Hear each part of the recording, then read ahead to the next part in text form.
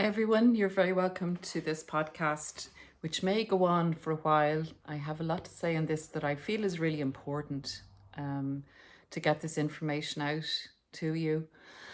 So if my co-producer stays quiet for the length of time, I hope he will. I won't mention the outdoor activity that is going to ensue after this, or we might get some disruption.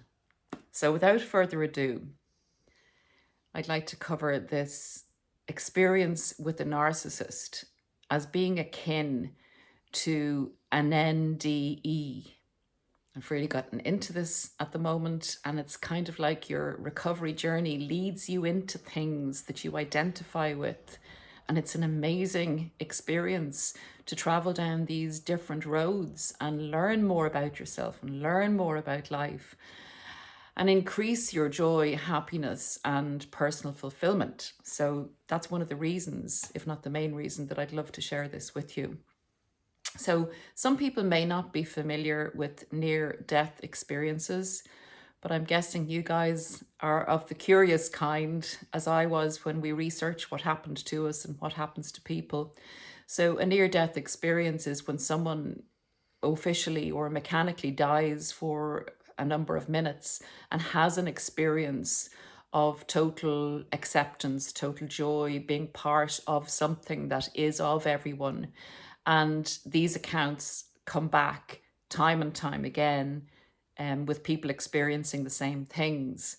So keeping an open mind on this, the reason I would say that it's akin to an experience with a narcissist, and they now actually have a term for this experience. For us, it's a spiritually transformative experience you can have after a narcissist and in recovery.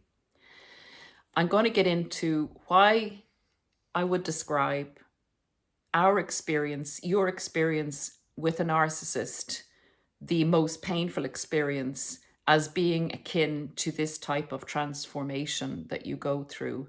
As we get more into the podcast, it'll become clearer. I'd like to take it, as usual, from a starting position because that's just the way I work. So it explains it better, I hope. The first thing I'd ask you to look at is the type of person that narcissists in general, and particularly for an intimate relationship, are drawn to interact with. Those type of people are generally very sensitive people that are emotionally reactive, that are full of empathy, that are people that introspect and question and analyze and give the benefit of the doubt and look at the good in everybody. Because those people are the people that narcissists can most easily control when they do not know that narcissists exist. So this is like a beautiful person who's spiritual. Now, again, I'll always say nobody's a saint, nobody's perfect. But in general, this is the modus operandi of the narcissist's ideal victim. So this person, or a sensitive person's trajectory through life, may be experiencing things on a much deeper level than, I suppose, people in general. There are some people that experience things more, they feel pain more, they feel happiness more, they're very sensitive. I know that there is a term out there called empath or super empath. I believe we all have the capacity to feel things at a high level, but some people seem to be more naturally born with it from childhood. The trajectory of that person's life is maybe having some narcissistic abuse as a child and overcoming it by developing even more empathy within themselves, or knocking themselves to the extent where they believe that maybe there is something wrong with them and they need to keep working to improve it. That person often goes on, and not only that person, anybody can attract a narcissist. This is just if a narcissist, a particularly nasty one gets really lucky and meets a person who is super sensitive and full of empathy. The trajectory for this person may well be that they go through a number of narcissistic relationships until, recovering from each one and introspecting and deciding that they need to do better and it just didn't work out, giving the other person the benefit of the doubt, accepting that the relationship didn't work out, being in a lot of pain, but slowly recovering and going on and trying again with somebody else, but still attracting a narcissist, unfortunately. What I call the final battle with a narcissist is the one that really takes you down. So you may have been in a vulnerable position. You may have even had good relationships in between your narcissistic relationships. But along comes Mr. or Mrs. Narcissist. And it's a good one. It's one that's putting out a mask of mirroring you. And you think that you've met your soulmate finally. You thought it before maybe, but finally this person is really ticking all the boxes and you're feeling amazing. And you go through a relationship with this person with a lot of hope from the future faking that they do with you. And unfortunately, the devaluation starts, and it makes sense to you because some of your relationships haven't worked out before, and you really, really don't want this relationship to fail with this person. So you really, this time, go 110 and 20%. You give it your very all because this person seems to be worth it. And if what they're saying is true, and the reason some of your relationships didn't work out in the past, then if you put the work in and really go for it with this person, then it should work. And you go all out, and you know the story, guys. You go all out and then you get discarded, or the narcissist does something so heinous that you have to leave. And this is the most painful, devastating experience of your life, because you not only tried to make the relationship work, but you did everything that you felt humanly, spiritually, psychologically, and emotionally possible to make this relationship work. And then when the narcissist leaves, they don't only abandon you as a piece of trash, but they also tell you that you are. It's like they tell you that all the things that you hold dear, like some of your spiritual experiences, like some of the things, and I'll just tell you this now, these things can be thrown at you as you being crazy. This would be my experience of extrasensory knowing or spirituality or whatever you want to call it. But I do remember as I was a younger person, as I was a young adult, going into a room, say on a social occasion or whatever, a classroom, whatever it was, family event, and feeling all the energy of the people there and feeling nearly instinctively what a person was like. And I know narcissists do this as well because they need to size up their chances of hooking someone and controlling them and getting supply. I'm guessing they know this from a different perspective. But I could feel the energy and nearly tell the person their character. And indeed did this from time to time as nearly, a party piece, which was probably not a good idea. But people would be intrigued to know this. So the reason I'm saying this is sometimes people would look at you or back away from you as if you're a little bit crazy, and you kind of had this sense that I need to keep this under wraps, this feeling, this thing that I feel. It's probably not appropriate to say it to people. It can scare some people, etc., etc. So at the back of your mind, you wonder, with this extrasensory kind of feeling about people and this kind of a knowing, a not knowing, but a knowing that you can't quite put your finger on,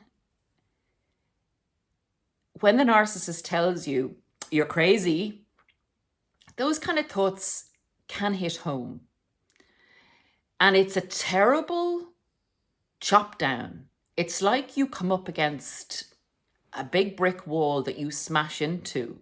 Finally, because all the other times you met with this, you were able to kind of navigate around it and analyze it, and it didn't have the crushing effect that this particular bashing has on you. So I call it the final spiritual battle. Indeed, I'd say it's akin to, you could go through years of psychotherapy and gently be brought to different acknowledgements and different understandings and different light bulb moments. I would describe this last relationship with a narcissist as akin to getting psychologically by a therapist whopped around the head until you finally go, I have to make a decision here. I have to know. It's like basically years of gentle therapy in a battering moment with a narcissist where you are faced with what you decide is the truth. And you can't pussyfoot around anymore. You can't kind of go, well, maybe I should have done that. The should-haves, the would-haves, the could-haves. If you're going to survive this battering, this coming up and being smashed against a brick wall and waking up stunned, you have to make a choice. And I did cover this a little bit in When You Raise Your Spiritual Sword in a podcast a while back, if anyone wants to check that out. So this is probably a reason you're doing all this research on narcissism and what narcissism is and what you went through. And I'm going to describe the next stage now and come on to why this is like a near-death experience and why it's now actually acknowledged as a spiritually transformative experience, if you allow that. My goodness, I hear a bird in the chimney. I don't know. Can you hear that? Oh, I hope he's not stuck. Okay, sorry for the interruption. Interesting interruption. Okay, before I get on to what I call the big five of our near-death experience with a narcissist, where we go into a different realm, it's probably akin to symptoms of post-traumatic stress, where you feel slightly removed from the world and you feel your body and your voice and everything are interacting with people, but that you're outside of your body, which is a symptom of post-traumatic stress. But it's also, in my mind, a symptom of being in a different transitory phase, going into a different spiritual realm where you're in a holding position because something really deep and dark has happened to you. And the accumulation of all the other narcissistically abusive relationships that you may have encountered in your life that were, in my opinion, there to take you off or to put you on, whichever you choose to make it after this experience, your life's purpose. So I really believe, and I know you know that I do now, that the psychological explanation for narcissistic abuse is perfect because it gives us a guidebook, a guidebook on terminology and what narcissists do. But I take it from the other side and say, why would a person who is spiritually attuned, highly sensitive, highly empathic, wanting to be productive and do good in the world and help other people in general, everyone has narcissistic traits in general, why would they come up against such opposition? And believe you me, there's so many beautiful people that I've coached and I'm coaching, and they've had the most horrific experiences, sometimes from an early age, to overcome, yet they still have empathy. They still love. They still want to find out why they went through these experiences and what's ahead. And that's part of the journey. So the five essentials, or the big five as I call them, when you're in this transitory phase, would be understanding, first of all. Understanding, like you're understanding here, like all your research on narcissists and the experience you had. That's the understanding, so you understand it. The next part is big because it takes time when you're in this holding phase. It takes time, but when it happens, it's as near to the near-death experience or the spiritually transformative experience. It's as near to the beginning or the start of that, the door opening for you to that. It's the radical acceptance and the decision that I'm not going to accept the darkness. I'm not going to accept that there is no good in the world. I'm not going to accept that everybody's like this. And it's hard because we go through a stage of paranoia, disillusionment, bitterness, hatred,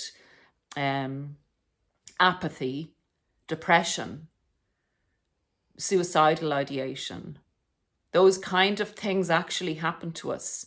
Addiction, the worst of the dark that the narcissist leaves you in behind in hopes that you remain in because that makes you more controllable. Then on the other hand, there is the why did it happen? Is this me? Who am I? Radical acceptance of the fact that this person had a different life trajectory. This person's value system was totally different.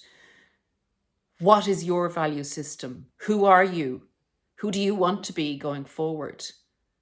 That's the experience that you choose, sometimes momentarily on this journey. And that's when it begins. When you radically accept who you are and why you believe you want to be this person, what your beliefs are, and attempting and trying a life of living those beliefs, and feeling finally that it's okay for other people to have different beliefs, but these are mine. This is what I believe in, and I know other people do too. And that's when you enter a time where you no longer feel alone. You feel connected to that energy, connected to God, however you name him, divine energy. The other names we have for God, we all know what we're talking about. We're talking about that place of love, acceptance, keep trying. We want the same things from one end of the world to the other. We know there are people like us out there, and that is what, in my view, is humanity, and not the darker side that people are on a different road from us to go. That we can often get taken down that road. We can often be excited by the dark side of ourselves. We can often go into the ego phase. But what I'm saying is, in general, that's not who we have chosen to be, and who is not who we believe our spirit is. Because we are more than just a body. We're more than a physical manifestation of the spirit. When we do accept ourselves, finally, and we can analyze the fact that there are two different ways. One is dark and one is light. And if we feel we're more in the majority of the light, we can bring it in more. We can attach to it more. We can discover by taking steps in that direction, rather than hate and revenge for the narcissist or continually wanting them back and not, not fully accepting what has happened and not fully standing in our truth, the truth of what happened and who we believe we are in spirit. We do develop a purpose as we take steps in that direction, when we're no longer pulled apart by the cognitive dissonance, no longer traumatized as much by the experience, but feel that we have and are recovering from our injuries to a certain extent of being bashed against a wall. And it's like we break through. I don't know if you ever saw, there's different series like Doctor Who and time travel and stuff, and you can step through a time warp. It's literally like that. It feels like you now know yourself. You're now wholly in your body and your spirit. And whatever anybody else does is not going to change your self-belief. That you're still able to introspect and analyze. You haven't become a light-filled narcissist. What you have become is a fully accepting of the fact that you do your best and that you are very valuable. You're very valuable to God, and you're very valuable to people who are capable of love. You're also very valuable to narcissists. But narcissists are more repelled by you because you aren't as inclined to need anybody as much as you might have before, or need outside validation because of a lack of really accepting who you are or knowing who you are. This is like so transformative in understanding who you are and why you want to be who you are. The next step is protection. It's protecting that because for some reason you will start to glow. It sounds absolutely crazy, but you will start to transform. You'll start to even look different. My God, I mean, do you remember how we looked after the relationship with the narcissist? Pretty awful. And the narcissist often goes off looking very well, as we know. But this is a whole different experience. This is like a kind of an inner light coming through. And please leave in the comments if people have commented to you about that and if you felt that about yourself. So, sorry, I'm just checking my notes. Protection of that is very important. And if you do seem to, the recovery journey is definitely not linear. Sometimes you can go right down into, a pool of darkness and that you need to pull yourself back up from. But you have learned, and your brain has learned, just like if you go to the gym and you do an exercise and you haven't done it for ages, whereas you start the exercise, it's hard to do, but your brain reminds your muscles of how to do it, and it's easier even if you haven't been doing it. So on the recovery journey, you can pull yourself back up to a position of moving forward when you do fall off the road. So remember that. Don't feel, oh, I've fallen off the road now, so there's no point in trying again. Or you get a Hoover from a narcissist and you feel all your neural pathways that the narcissist had grooved in your brain and groomed you, that water flows back into them because you get the Hoover. That's why it's so important not to get the Hoover. We need those neural pathways closed off. They were toxic. They shouldn't have been laid down in our brain, but they could have been laid down by numerous narcissists from the beginning of our childhoods. So we are now a different person. We're now taking charge of our own lives.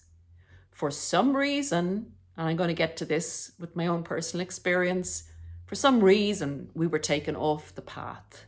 We were we were on a journey to our purpose. We were here for a reason. And, you go around a corner and the tree falls in front of you. Somebody is putting obstacles in your way all the time. Some of them you think, I can never recover from this.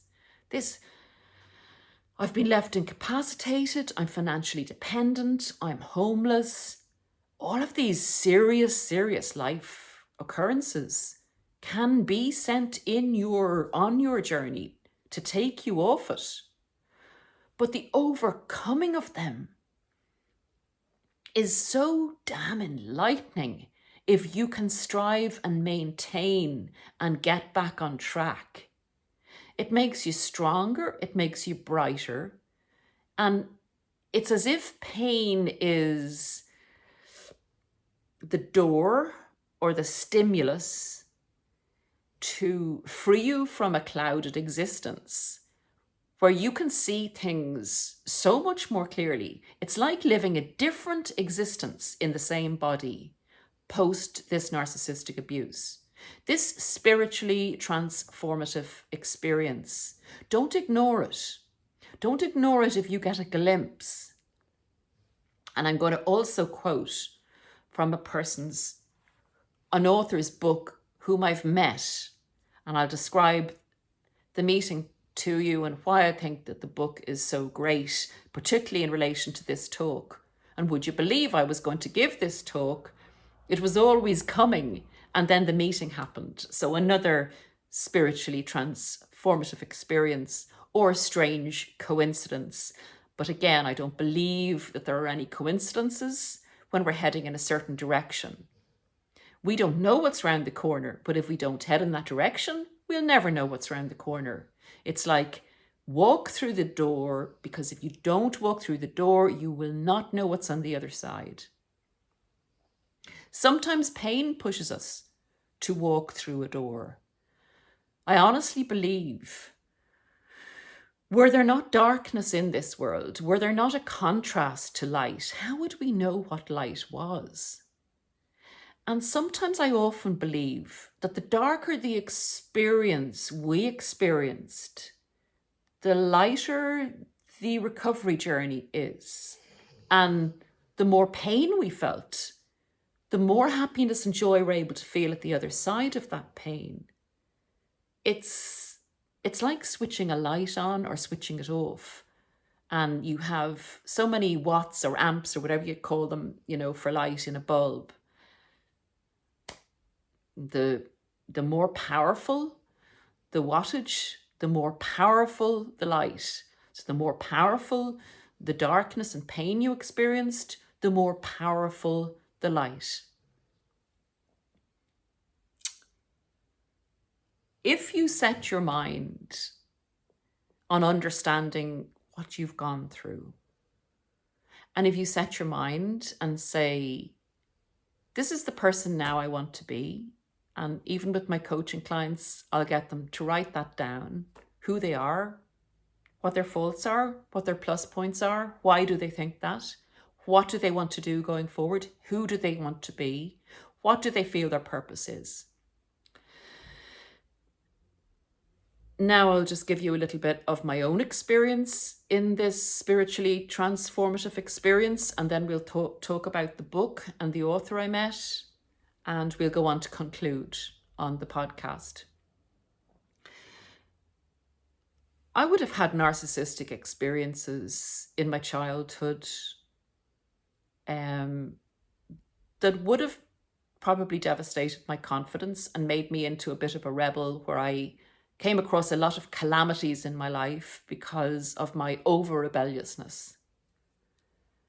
And I would have had some normal relationships and some narcissistic ones until I had the biggie, the wall crash, the smashing against the wall, the therapeutic banging on my head, slapping around my head, where I finally had to say, if I'm going to recover this, if I'm going to survive this, I have to start loving myself.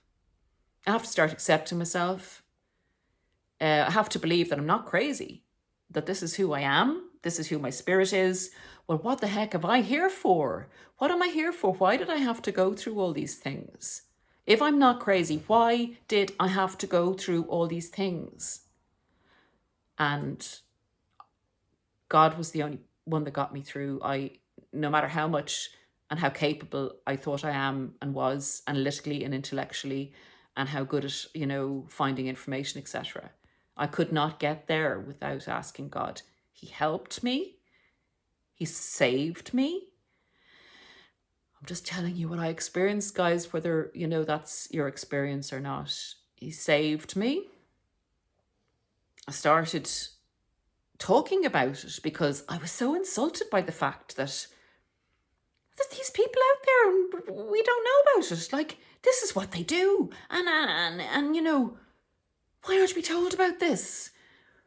Well, why are we brought up to believe that everybody is good and that evil is some far distant thing that happens in murder mysteries and, on TV?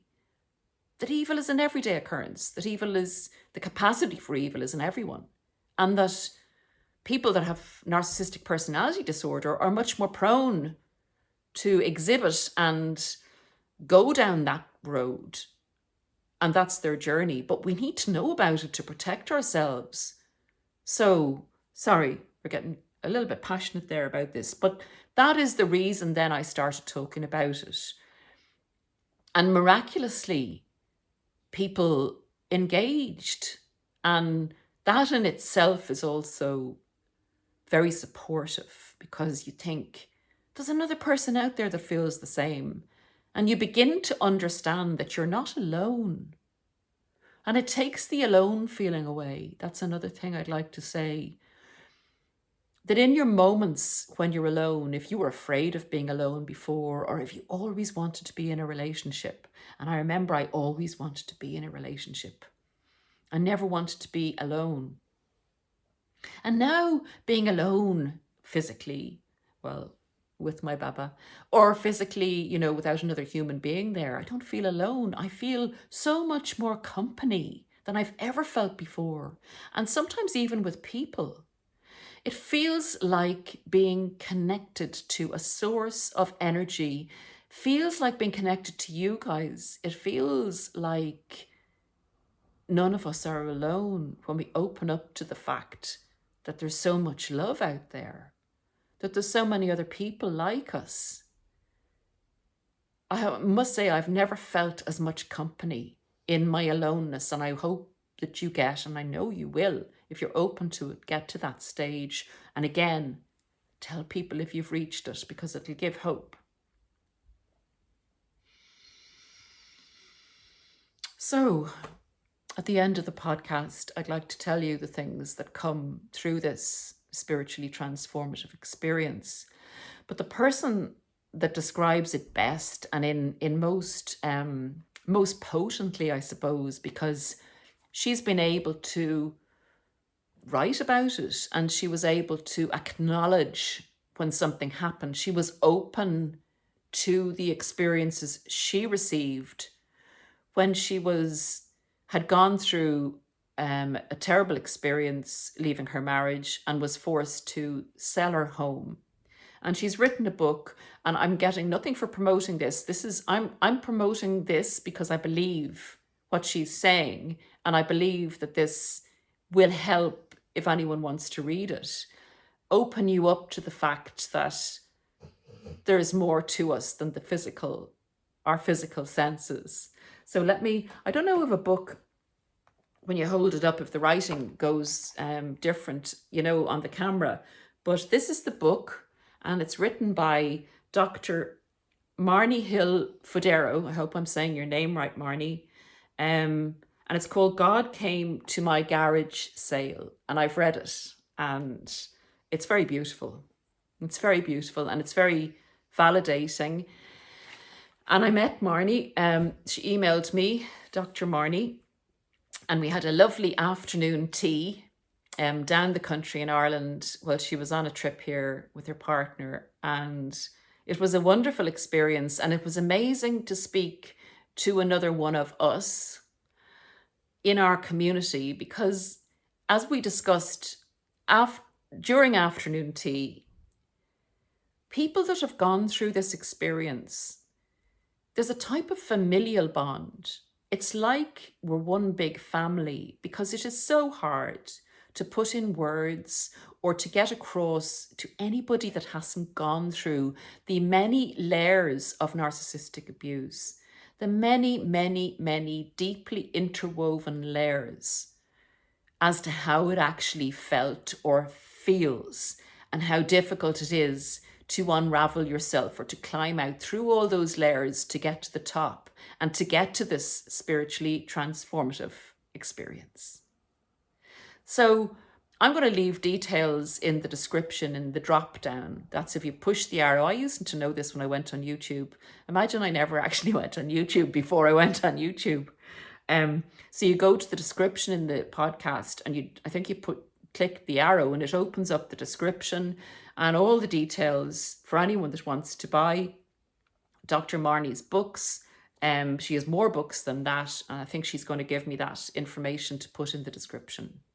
So that's definitely a good marriage, the book and the podcast, for anyone that's interested in this journey of transformation that you can choose to go on. It's open to everybody. It's open to everybody. And I guess it's akin to the amount of work you want to do, the amount of protection you want to have against another narcissistic relationship. So I'm going to tell you what I experienced as a result of going through this spiritual experience, and how it feels in a moment. I just wanted to put in one little aside because this came up at coaching a few times recently. So if it comes up multiple times, I'll always say it. Autistic people can be a bit blessed where narcissists are concerned. Because narcissists, this is totally irrelevant to this podcast, but I just wanted to put it in for anyone that might be interested. Narcissists work on emotional reactions and autistic people work more in the logic. So they'll question why a narcissist is doing something. And it's hard damn work for a narcissist. They get very frustrated because the person isn't emotionally reacting. They're asking questions. So the narcissist, while they can manipulate that to a certain extent, they can put the person off in a different direction, giving them a logical explanation for something. It's much more work and the narcissists get very frustrated. It's not their modus operandi. So I'm just putting that in there for what it's worth. Now, back to the podcast. Right. The things that come from all this transformation, and I'm going to read the list that I've experienced.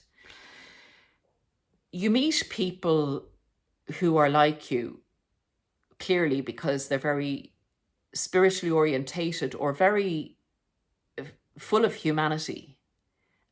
And they know that that's important to pursue. So they're interested in it. So you can have some fantastic discussions around this. You have the best hope you've ever had in your life. Because whereas you may have had hope before in a kind of an ignorant way, thinking that everybody's good and then kept getting disappointed by people, this hope is true because it's based on reality. So your hope is very established in that there are good people out there and that there are also not so good people that are on a different path. You can feel really happy. I know somebody agrees back there. Let's not say the word W-A-L-K. Yes, so you can feel really happy and you can feel it. You can live it. It's not something that's far away from you. You're in it. Like getting out from a swim and feeling that wonderful feeling you get when the water's been on your body and it's been cold and your body's changed temperature and you're lying against a rock as you're getting changed and the sun is beaming down on you and you feel God. You feel God. You feel peace. You feel at one with nature. You feel part of everyone that's not there. You feel part of the people that have passed on. Again, it's something to do with the knowing, I think. It's something to do with what is out there that we're not psychologically aware of, but it's there. The more you've gone through the sensory experience of excruciating pain, the more you can feel the blissful magnificence of joy. you can also feel sadness more, but you can feel comfort more as well. And it's necessary to feel that sadness because it's cleansing and it's felt and it doesn't linger. Grieving may linger, but you can recover, you can be comforted. There is more meaning to why things happen. There's happiness and there's laughter.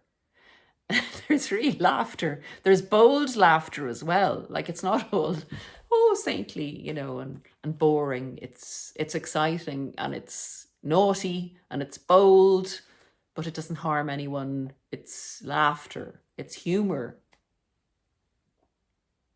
They're the things that come. Abundance, your life's purpose. And finally, I'll say, God gave me my answer. God said, and I finally went, oh, crikey. So this is why I went through all that awfulness. This is why it happened to me. This is what I have to do. So I got my answer. It didn't come in a flash. Like, no angel appeared to me and said, now, here, you're going to do this. But it gradually dawned on me. And now I'm sitting here in front of the camera, making a video about the experience and also talking to people on a one-to-one basis and making a difference, just as a difference was made for me by my predecessors who saved me from this experience and led me into the light. Now I finally realize that's why I had to go through all that. That's why I was so confused as a child. That's why I got into so much trouble as a young adult. That's why I did things that didn't feel right to me. That's why I did all this exploring. That's why I experienced that awful pain. That's why. So, guys, we will leave you here. It's another long one, as I thought it might be, to try and get that message across. It's a bit of a dull day here in Ireland on the East Coast, where Remy and myself are, even though it's summer. So I'm going to leave you and love you, but we'll be back, as always, please God, for another podcast very soon. And please take care of yourself. Take hope. There is an amazing journey that you're on. It gets better and better and better and better and better. Just keep doing what you're doing, one step after the other. Explore. Look at things you're interested in. Explore things. That's the way doors open. That's the way your purpose, comes to you. And that's what, when you finally understand why you went through everything, it's such a completion of the journey. And of course, there's much more to learn. There's so much more to learn, but you're in a better position to do so. Somebody is a little bit impatient, and rightly so. Looking at the clock, it's 43 minutes. So Remy, are you going to say goodbye? Okay. See you guys. Bye. Bye.